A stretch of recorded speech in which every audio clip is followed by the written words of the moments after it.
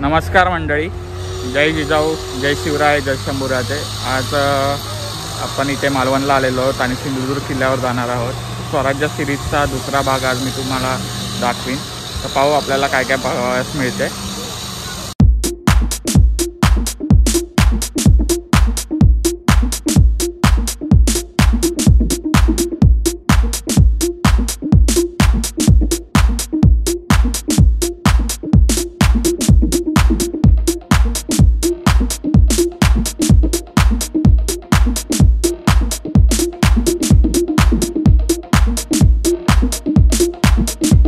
आता माझे मित्र आणि मी बोटीने सिंधुदुर्ग किल्ल्यावर जाणार आहोत, तर बघू कसा राहतोय प्रवास।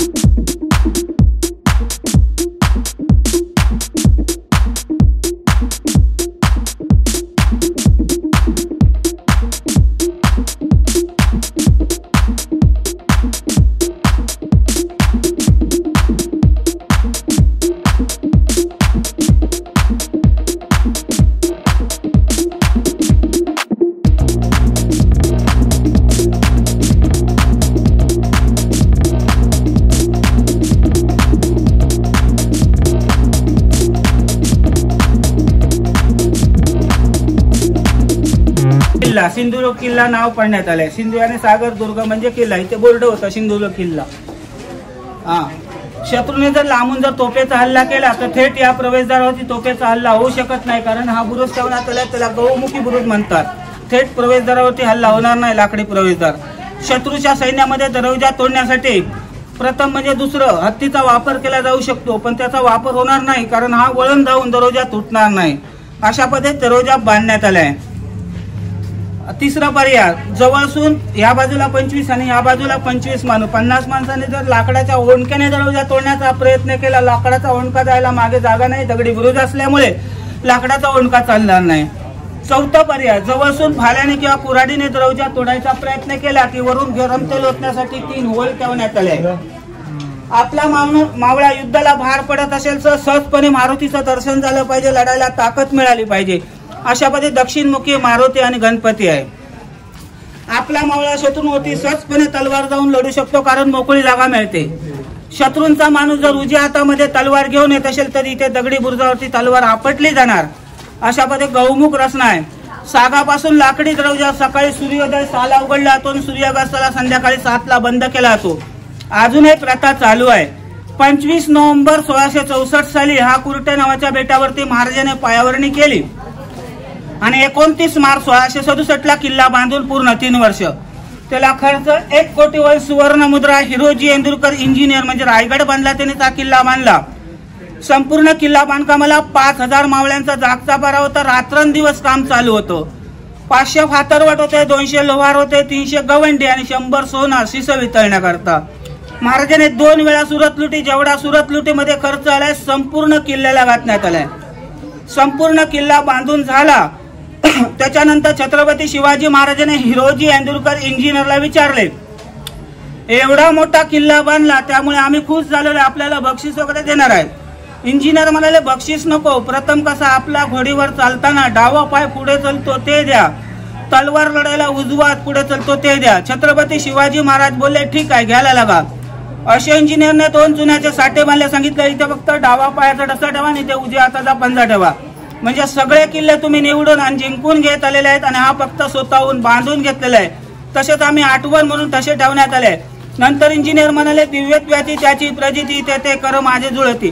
डावा पायाचा डसा, तळवा खोल, टाच मोठी आणि पाय लहान, राजयोगी लक्षण देतात आणि हाताचा पंजा न वागता गुडघ्याला लागायचा. रजानभाऊ महाराजांचे हात होते. सरासरी गडाची उंची 30 ते 35 फूट उंची आहे. उंची मागे 5 फूटचं 10 फूट रुंद आहे. 5 फूटचा कठाडा ठेवण्यात आलाय. सागरी मार्ग शत्रूने आपल्यावर हल्ला चढवला, आपल्या बॉडीला संरक्षण राहावं अशा मध्ये कठाडा आणि शत्रूला मारता संपूर्ण कठाड्याला वरचे जंगे ठेवण्यात आले. कटाचा शत्रू आड राहिला तर वरून गरम तेल ओतायचं आणि शत्रूला भाजून मारण्याचा उपयोग करायचे. याला दिंडी दरवाजा म्हणतात. आपला माणूस संध्याकाळी सूर्योदय 6 वाजता दरवाजा उघडला जातो आणि सूर्यास्ताला बंद केला जातो. बंद केल्यानंतर आपला माणूस सांगणार 10 वाजता रात्री येणार तर पूर्ण दरवाजा उघडून त्याला आतमध्ये घ्यायचं नाही, दिंडी दरवाजा उघडून आतमध्ये घ्यायचो. आणि एक मोठा आखाडा ठेवण्यात आलाय तिथे लावण्यासाठी आणि टेकस लावण्यात आले. हे जांभा दगड आहे. जांभा दगड म्हणजे कोकण पट्टीचा चिरा जसा पाण्यामध्ये दिसतो तसाच मजबूत होतो आणि सच काटकोनामध्ये आकारू शकतो. संपूर्ण किल्ल्याचा परिसर आहे 3.5 किलोमीटर. कोर्टेड एकर जागा, 48 एकर जागा. हे संपूर्ण कोर्टे नावाचं खडकाळ बेट होतं, ओळखलं जात.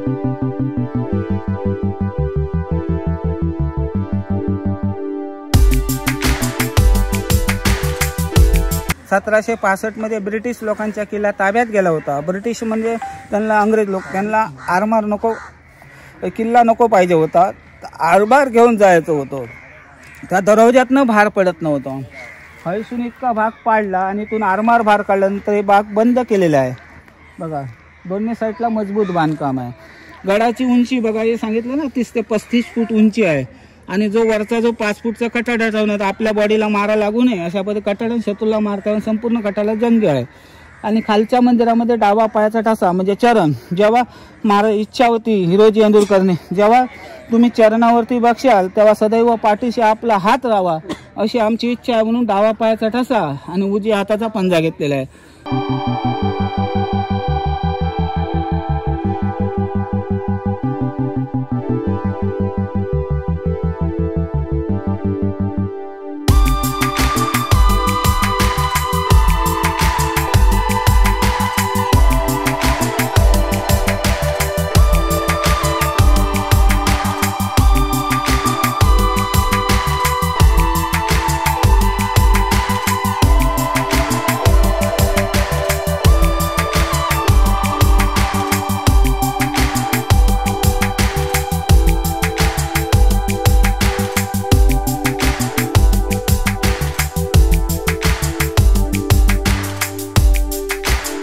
बघा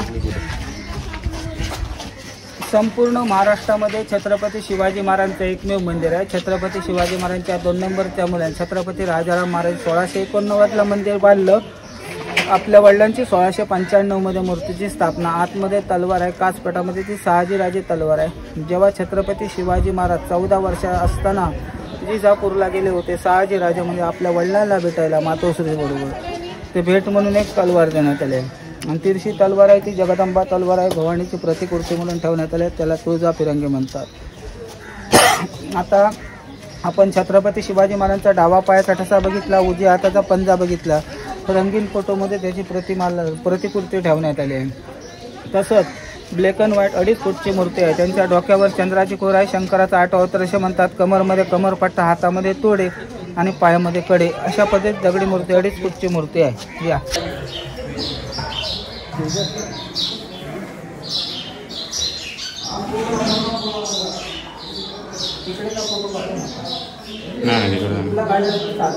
मूर्तीचा डायरेक्ट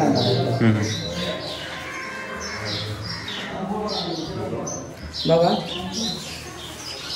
आता जेव्हा छत्रपती शिवाजी महाराज शहाजीराजे म्हणजे आपल्या वडिलांना भेटायला गेले होते, भेट म्हणून एक तलवार देण्यात आली. 14 वर्ष असताना मातोश्री बरोबर गेले होते, त्या भेट म्हणून तलवार देण्यात आली. स्वतःहून महाराजांनी चालवलेली तलवार आहे. तुळशी तलवार आहे, जगदंबा तलवार आहे, भवानीची प्रतिकृती म्हणून ठेवण्यात आले, त्याला तुळजा फिरंगी म्हणतात. भवानी तलवार देण्यात आली. आता आपण छत्रपती शिवाजी महाराजांचा डावा पायाचा ठसा बघितला, उजव्या हाताचा पंजा बघितला, त्याची ही प्रतिकृती आहे. डावा पायाची आणि उजव्या हाताची पंजाची प्रतिकृती आहे. आणि अशी पोशाखाच्या आत महाराजांची 2.5 फूटची मूर्ती आहे. त्यांच्या डोक्यावर चंद्राची कोर आहे, शंकराचा 8 अवतार असे म्हणतात. कमरमध्ये कमरपट्टा, हातामध्ये तोडे आणि पायामध्ये कडे, अशा पद्धतीत दगडी मूर्ती 2.5 फूटची मूर्ती आहे. तिथे रामदास स्वामीच्या पादुका, तिथे मोहिनी महाराजांची मूर्ती आहे, छत्रपती शिवाजी महाराजांचे गुरु. आणि हा राजाराम महाराजांनी मंदिर बांधलं. 1689ला मंदिर बांधलं आणि 1695मध्ये आपल्या वडिलांची मूर्तीची स्थापना. पुढचा सभामंडप कोल्हापूरचे शाहू महाराजांनी बांधले. 1906 रोजी खर्च आला फक्त 3850 रुपये. पुढचा सभामंडपला शत्रूंची दिशाभूल करण्याकरता एक भुयारी मार्ग देण्यात आला होता. प्रथम छत्रपती शिवाजी महाराजांना माहिती होतं की चारो बाजूने वेढा आपले आलेच नाही, चारो बाजूने वेढा टाकला असता की धान्य पुरवठा या गुप्त मार्गे केला असता. त्यासाठी हा भुयारी मार्ग. मालवण ओझर येथे वाघाची गुफा म्हणून प्रसिद्ध आहे. वाघाची गुफा म्हटल्यानंतर आतमध्ये कोण शिरकाव करण्याचा प्रयत्न करणार, अशा पद्धती वाघाची गुफा म्हणून प्रसिद्ध आहे. ब्रिटिश लोकांनी 1818 मध्ये भुयारी मार्ग बंद करून ठेवण्यात आलाय, कारण इकडनं कोण निघून जाण्याचा प्रयत्न करू नये, अडथळा निर्माण होऊ नये. बंद आहे. 2 होल आहेत, ते मशाली लावण्याकरता होल देण्यात आले. छोटे मोठे पायऱ्या उतरण्याकरता पायऱ्या देण्यात आल्या. ह्या भिंतीला जमिनीपासून 15 फूट उंच, 5 फूट रुंद, 8 किलोमीटरला मालवण वज्रावरती भुयारी मार्ग गेलेला आहे. भुयारी मार्ग काढण्याचा उद्देश म्हणजे चारो बाजूने वेढा टाकला असता तर धान्याचा साठा इथून केला असता, त्यासाठी हा भुयारी मार्ग. शिवशंकराची पिंडी अमृतेश्वर मंदिर आहे.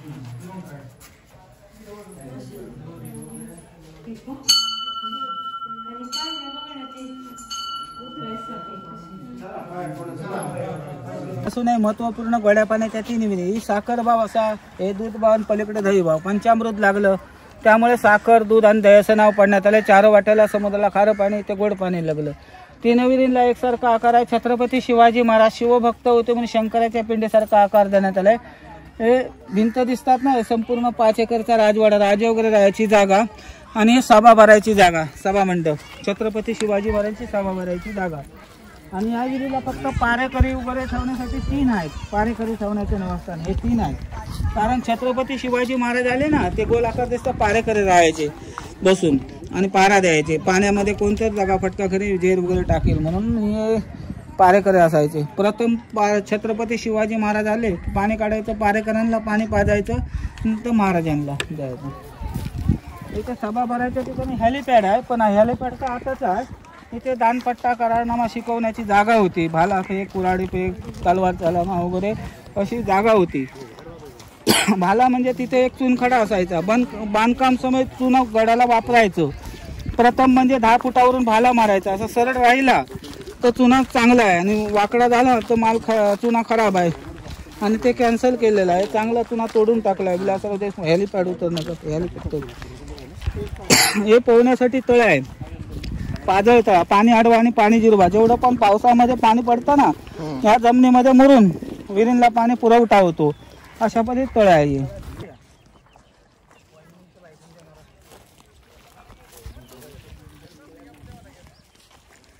एक दगड लावला, ते सुतळ म्हणून असा घन असतो, घन काय करा, चुना टाकला बरोबर का नाही टाकला बरोबर, असा दगड ठेवला त्याच्यानंतर एक घन मारायचा, घन मारून हल्ला नाही दगड तर ठीक आहे, हल्ला दगड तर परत त्याला दगडाला काढायचा, आणखी चुना टाकायचा, म्हणजे बरोबर बसला परत घन मारायचं, बरोबर बसला तर हलणार नाही. म्हणजे लाटाची शक्ती सहन करू शकतात. लाटाचे चुना जर कमजोर असला असता ना तर भिंत पडली असती. अशा पद्धतीने वापर करायचा.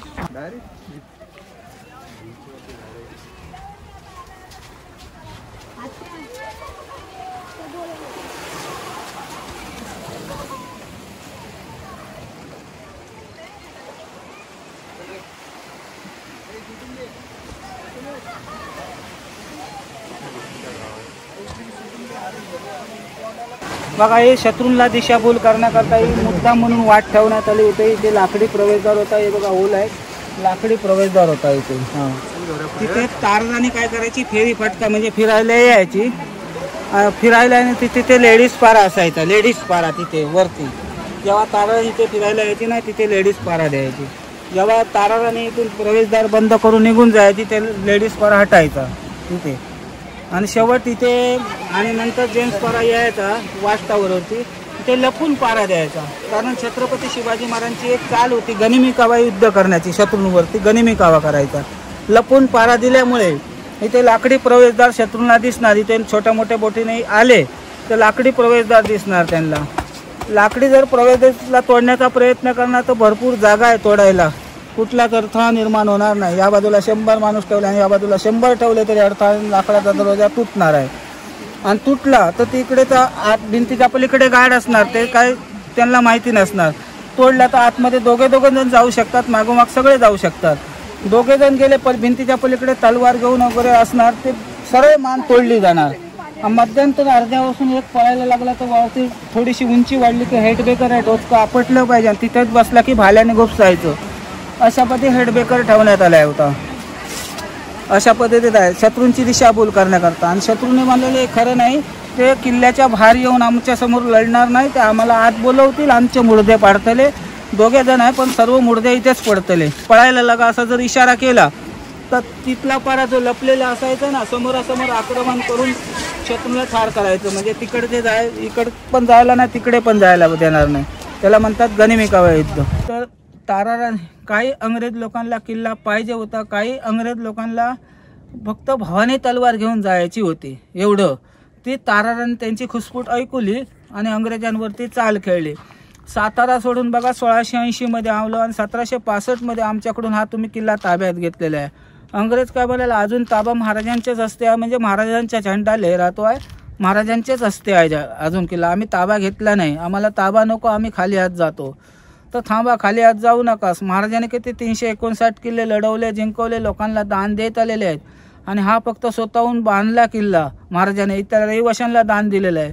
दान काय नाही दिलं, जहाज, ढाले, तलवारी, सुवर्णमुद्रा हे कोणालाच दान दिले नाही. त्याच्यापासून आम्हाला धोका असू शकतो. हे असं करा, हे दानपत्र करारनामा सगळं घेऊन जावा आणि महाराजांची आठवण म्हणून लंडनला ठेवा. तसा करारनामा केला. अंग्रेज लोकांनी पण त्याच्यावर करारनामा केले आणि लंडनला ठेवण्यात आलं होतं.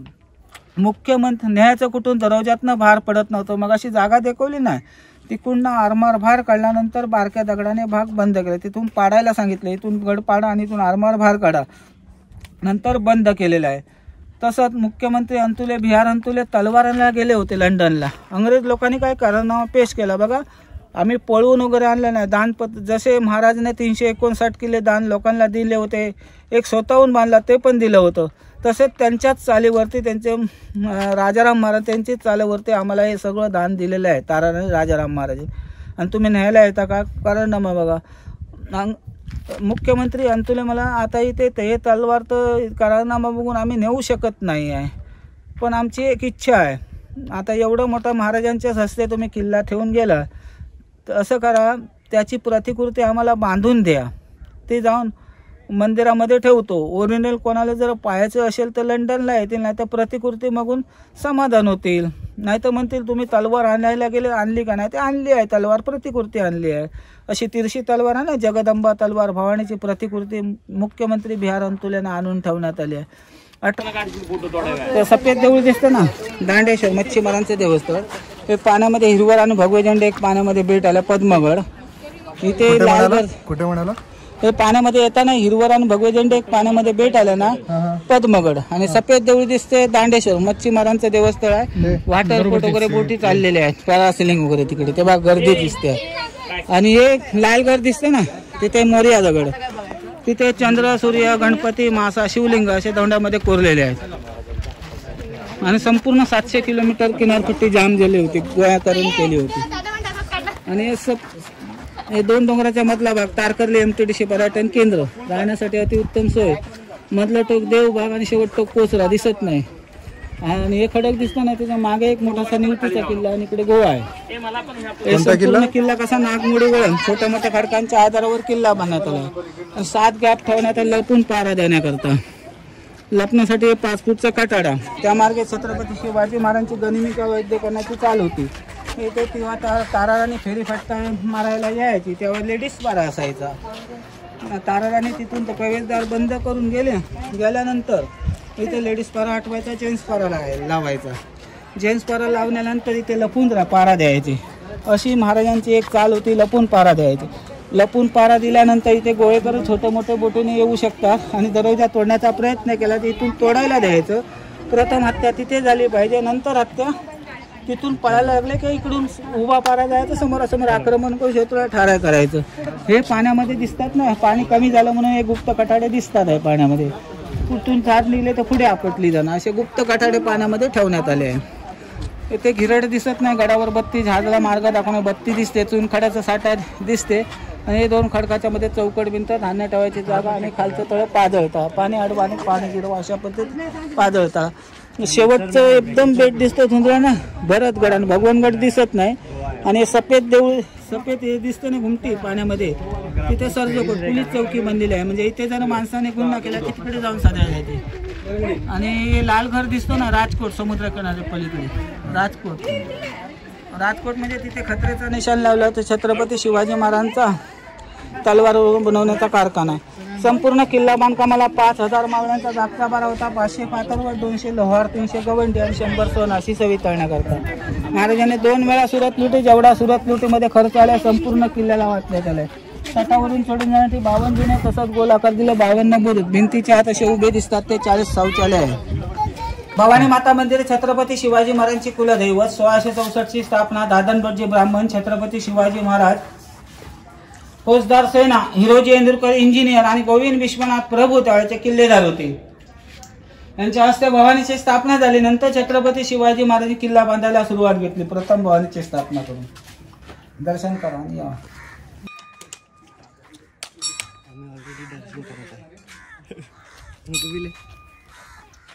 तर आज आपण इथे सिंधुदुर्ग किल्ला पाहिला. तुम्हाला कसा वाटला व्हिडिओ नक्की कमेंट बॉक्समध्ये कळवा. आवडला तर नक्की लाईक करा आणि चॅनलला अजून मी सबस्क्राईब केलं नसेल तर सबस्क्राईब करा. भेटू पुढच्या स्वराज्य सिरीजच्या व्लॉगमध्ये. धन्यवाद.